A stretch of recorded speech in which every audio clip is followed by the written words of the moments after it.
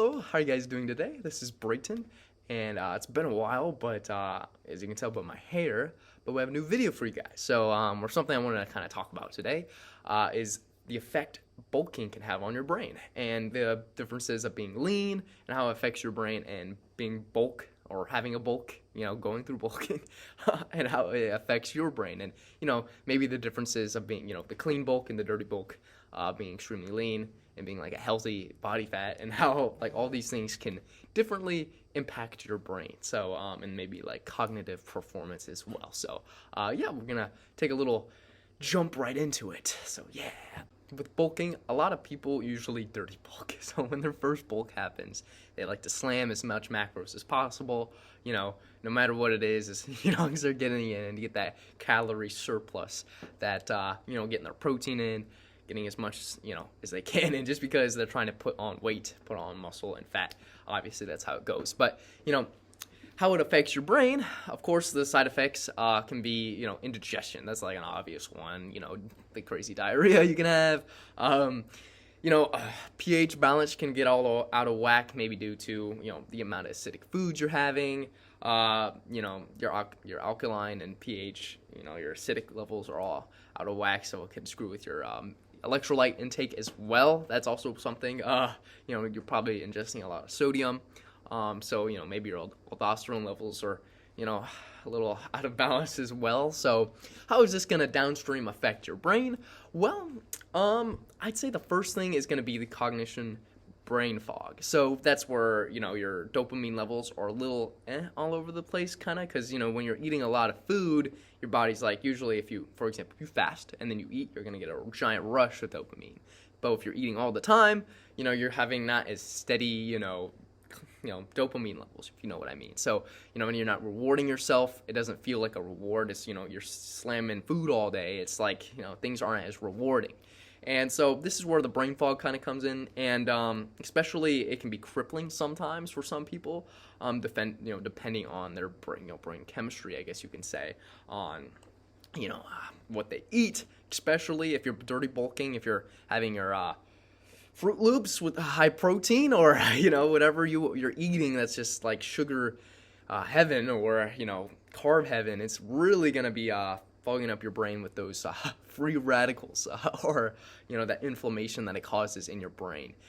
Causes inflammation in the gut as well. Maybe you have extreme bloating, or just the indigestion that we went back to, which is usually not a good thing, since your gut and your brain are connected. It's going to have that negative feedback to each other, and so that's when the brain fog starts to happen, usually from the giant free radical amount from the cheeseburgers you're eating and all the toxic stuff you are consuming. Your brain is getting affected as well, so that may cause the insane amount of brain fog you may be having. Some people may be affected differently. So like I said, the brain chemistry different, genetic too. So not everyone's equal when it comes to this, but there are definitely people who suffer from if they ate a bowl of Fruit Loops and they get like crippling brain fog where they're just like brain dead. And then there's the people who eat it and they're perfectly fine and they can just function perfectly. It's different. Everyone's different when it comes to metabolization of different things as well, and how they can transport free radicals and deal with brain fog as well. So I would say that hormones have something to do with it as well, but if you're bulking, you're probably not deficient in like a certain micro or macronutrient. Well, maybe but like having optimal testosterone, sex hormones in general, effect on your motivation and stuff, most likely is something you don't have to worry about too much comparatively to being like lean, for example, where you have like a deficiency, and that is going to be heightened pretty significantly, especially if you're not like having high antioxidants in your diet. And if you're dirty bulking, you're probably not getting a ton of antioxidants in your diet naturally, or if your lifestyle is bad, it's going to be a kind of an imbalance of a lot of things. So it might be Cancer City to a certain extent. But this is where, comparatively to clean bulking, or like the clean bulk, eating clean, making sure you're getting a very balanced, diet, eating your fruits and vegetables type.